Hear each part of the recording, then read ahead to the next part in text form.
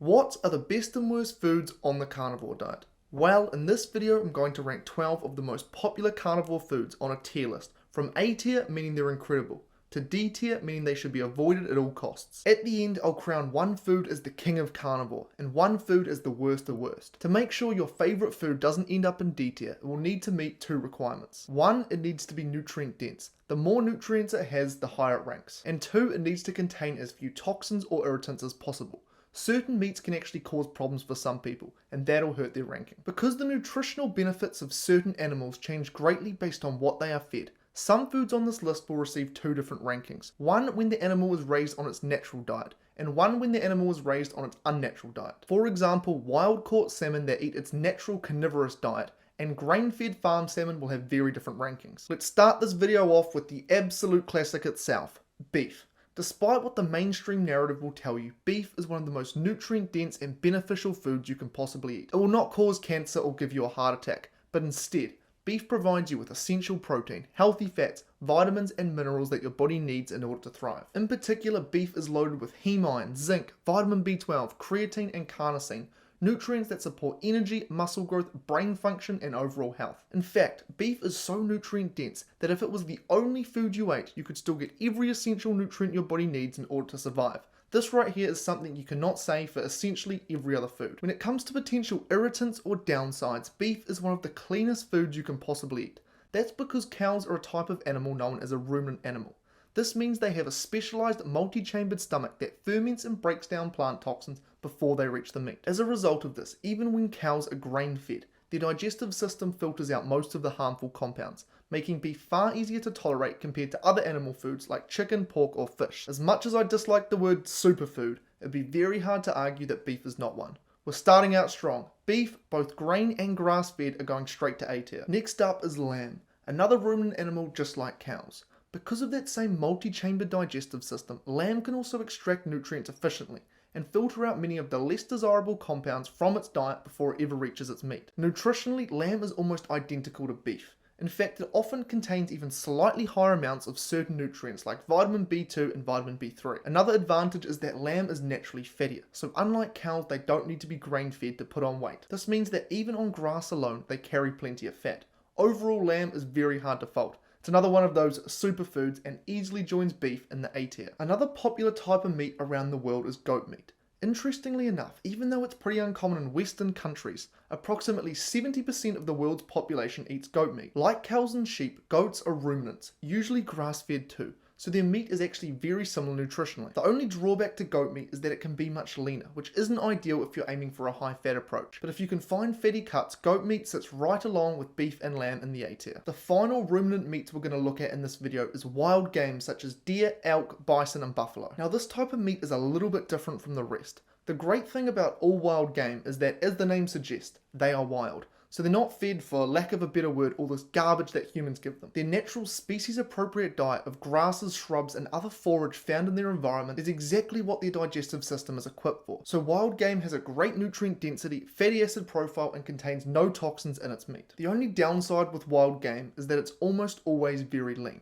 For example, in 100 grams of game meat, there's typically only 2 to 3 grams of fat. This makes it impossible to sustainably eat without an additional fat source. Funnily, people like to use this as an argument against the carnivore diet. They say, well, if you couldn't live off animals you exclusively hunt, how on earth are humans carnivores? But the thing is, this is only true in modern times. Up until around 12,000 years ago, there was an abundance of large fatty animals for us to eat, such as woolly mammoths, giant ground sloths, and mastodons, just to name a few. However, these are now all extinct. Other than their leanness, there's nothing wrong with wild game meat. It's great to eat from time to time, especially when you supplement it with another fat source like butter, tallow, or even bacon. But because you can't live exclusively on wild game, it's not quite as optimal as other ruminants. So for that reason, it's going to have to sit just below them in the B tier. Now that we've covered all of the ruminant animals, this right here is where things get interesting. Chickens are the first animal on this list that falls into the category of a monogastric animal. This means they only have a single chambered stomach, just like us humans. They don't have the same fermentation system that ruminants use to break down plants and boost the nutrition of their meat. Because of this, a chicken's diet has a massive impact on the quality of its meat and overall nutrition. Factory farm chicken is the most common type of chicken you'll see in your supermarket. Typically, they are raised on a diet full of grains and soy. The problem with this is that it reduces the amount of important nutrients like omega-3s, which are often referred to as the healthy fats, as well as vitamin A and vitamin E. It also contains more omega-6 fats, which can be inflammatory in excess. In fact, factory farm chicken can contain up to 10 times more omega-6s than cuts of beef. This is why some people notice that chicken doesn't leave them feeling quite as good as other ruminant meats. On top of that, factory farm chicken is usually very lean. Without enough fat, chicken is simply less nutrient dense and less satiating compared to other meats. Now, pasture-raised chickens are a very different story. When chickens are allowed to roam and forage for insects, grasses, and seeds, their diet is much closer to what they evolved to eat. This changes the nutrient profile of their meat and gives it more omega-3s, more vitamins, and a better overall fat balance. The only main issue with pasture-raised chicken is that their meat can also be very lean.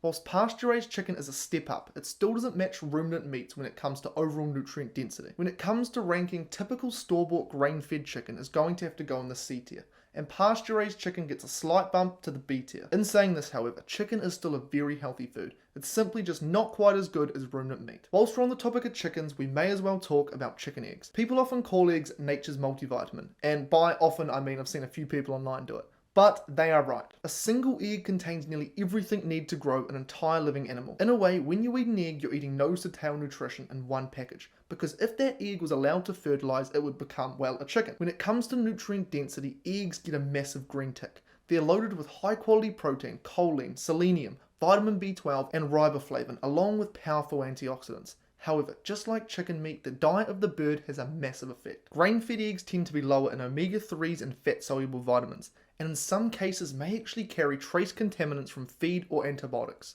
Pasture-raised eggs, on the other hand, come from hens that forage naturally, which gives them a richer nutrient profile, more omega-3s, less omega-6s, and more vitamin E. Overall, however, eggs are a fantastic option. In fact, because they're naturally fattier and more nutrient-dense than chicken meat itself, I'd actually rank them above chicken. Pasture-raised eggs go straight into the A tier, and grain-fed eggs land just below in the B tier. They're still a great option, and for many people, they won't cause any problems. Next, let's look at turkey and duck. When it comes to turkey and duck, they are almost virtually identical to chicken.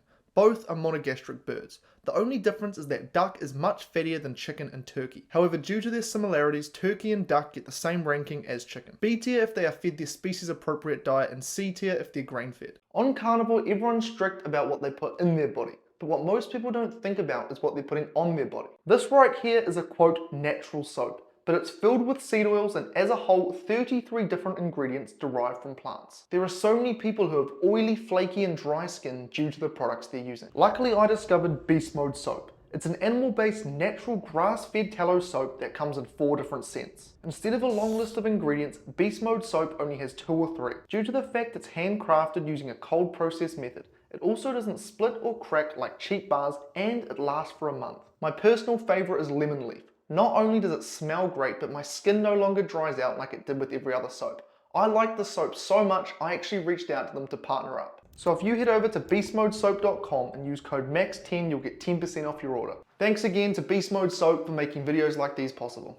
Next up, we have pork. In regards to nutrients, pork is also very similar to chicken. It's higher in a few nutrients such as vitamin B1, selenium, zinc, phosphorus, iron, and potassium. But as a whole, in terms of nutrient density, there's not a drastic difference. Their fatty acid profiles are also pretty similar.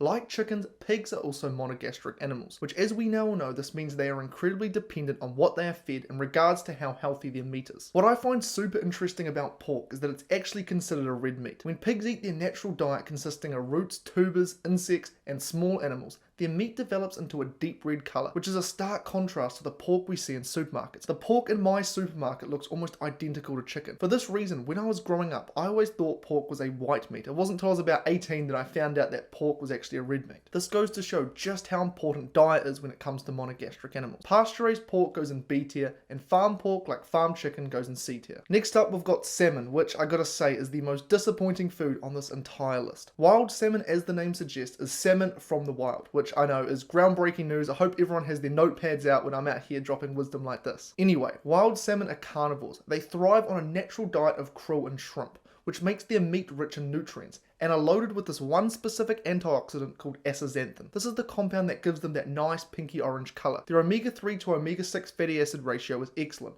They're high in quality protein, and they provide key nutrients like vitamin D, selenium, and B vitamins that support brain health, heart health, and overall performance. Still, however, you probably can't live exclusively on wild salmon the way you could with, say, beef or lamb. Overall though, wild salmon is incredibly nutrient dense and clean, which earns it a low A tier ranking. Next up, we have farm salmon, which is where things start to get almost a little bit sad. Where I'm from in New Zealand, wild salmon is very hard to find, so I always used to eat farm salmon, and I absolutely love that stuff. As we know, farm salmon, it tastes incredible. But there are definitely a few things I've learned about farm salmon which have made me strongly reconsider eating it. Firstly, farm salmon are fed very low quality grains that chicken and pigs are. On top of that, salmon are also monogastric animals. By now, I'm sure we know where this is going. Because of this improper diet, farm salmon is a lot less nutrient dense than its wild counterpart. For example, wild salmon can have up to 3 times more omega-3 fatty acids, around 25% more vitamin D, and high levels of certain minerals. While farm salmon is fattier, it definitely has a lower quality nutrition. But perhaps the most troubling aspect of farm salmon is the way they acquire that nice pinky orangey colour. As I previously mentioned, in the wild, salmon naturally develop this colour from the krill and shrimp they eat, which are packed with a compound called astaxanthin. With farm salmon, however, the pellets they are fed, they don't have astaxanthin in them. So, fish producers, fish farmers, whatever they're called, they add synthetic astaxanthin into their feed. That way the fish eat it, consume it, gets into their flesh, and they still have that natural colour. Now you might be thinking, well, what's the problem with that? What's wrong with a little bit of supplementation? Well, the problem is that this synthetic astaxanthin is derived from petrochemicals. In particular, it's derived from crude oil. Now this crude oil derivative is permitted as an additive in animal feed, but it's not approved for human consumption. So, I mean, we just have to hope that it doesn't sneak through the fish's digestive tract and make it into their flesh. But, I mean, their flesh does become an orangey pinky colour, so I gotta say, I personally am a little bit skeptical. And more recently, they've actually made farm salmon even worse. They've started to genetically modify it. To do this, they get genes from other fish, and essentially they copy-paste them in. This makes them grow faster, much quicker, with less food. Due to all of these reasons, farm salmon will be the first food on this list to enter the D tier. Next up, we have all other fish in general. The first and most important thing to understand is that all commonly eaten fish are monogastric animals. This means that when they're in the wild and eating their natural diet, they're automatically a healthier choice than farm fish. The second issue I see with most fish is that they are naturally very lean. They can be a great addition to your diet, but you can't really make them a staple unless you're adding plenty of fats from another source such as butter. For this reason, fattier fish like sardines, mackerel, and herring are probably your best bet. Also, if you're eating large fish like tuna or swordfish, these animals can build up very high amounts of mercury, so you do have to be very careful about not eating too much. Smaller fish in this regard are much better because they don't live as long and therefore they don't accumulate as much mercury, but if you're eating fish on a daily basis, this right here is still something you want to keep an eye on. I think for the sake of not putting you to sleep, I'm not going to go through and rank every single fish one by one. But as a whole, it's easiest to think of fish like this. They can be a great option if you're having them occasionally, and ideally opting for a smaller, wild-caught, and fattier option. But because there are some potential downsides with many of them, as a whole, fish are going to go in the B tier. Obviously that ranking can be higher or lower depending on the type of fish based on what we just talked about. Next up, we have organ meats, and every time I talk about organ meats, there are a few people who take a bit of a disliking to what I have to say. But here's the thing with organ meats such as liver. Yes, they're incredibly nutrient dense. The most nutrient dense foods on the entire planet. In fact, organ meats are actually so nutrient dense that it can be a problem. The biggest concern is vitamin A, which is a fat soluble vitamin that your body stores in the liver. Unlike water soluble vitamins that are flushed out if you consume too much of them, vitamin A accumulates. In high enough doses, it can become toxic. Copper is another one. Liver also contains enormous amounts of copper, and just like vitamin A, excess copper can build up and cause imbalances. So if you're eating too much, this can also become a problem.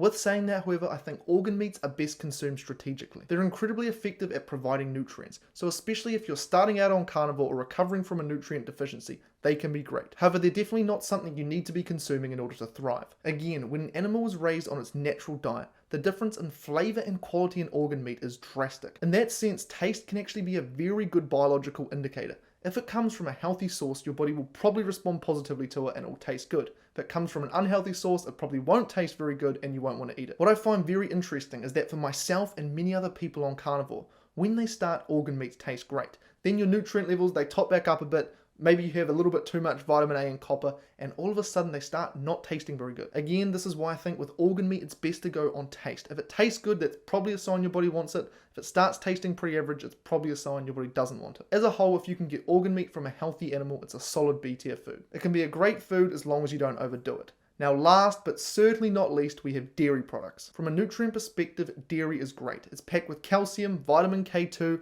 riboflavin, and high quality protein. However, when it comes to potential irritants, this is where things get interesting. Typical store-bought dairy is put through a process called pasteurization, which is where dairy is heated to high temperatures in order to, quote, kill off the bad bacteria and keep it shelf stable for longer. However, in doing this, many of the proteins in dairy actually become denatured. This exposes certain compounds called epitopes that are not typically visible. As a result, these epitopes can be recognized by your immune system as foreign. This is why some people react terribly to pasteurized dairy. They start getting skin flare-ups, bloating, sinus issues. For me personally, when I consume pasteurized milk, my skin starts to break out. Another issue with this pasteurization process is that it also destroys a variety of key enzymes, which not only make the dairy easier to digest, but also as a whole, these enzymes are beneficial to your health.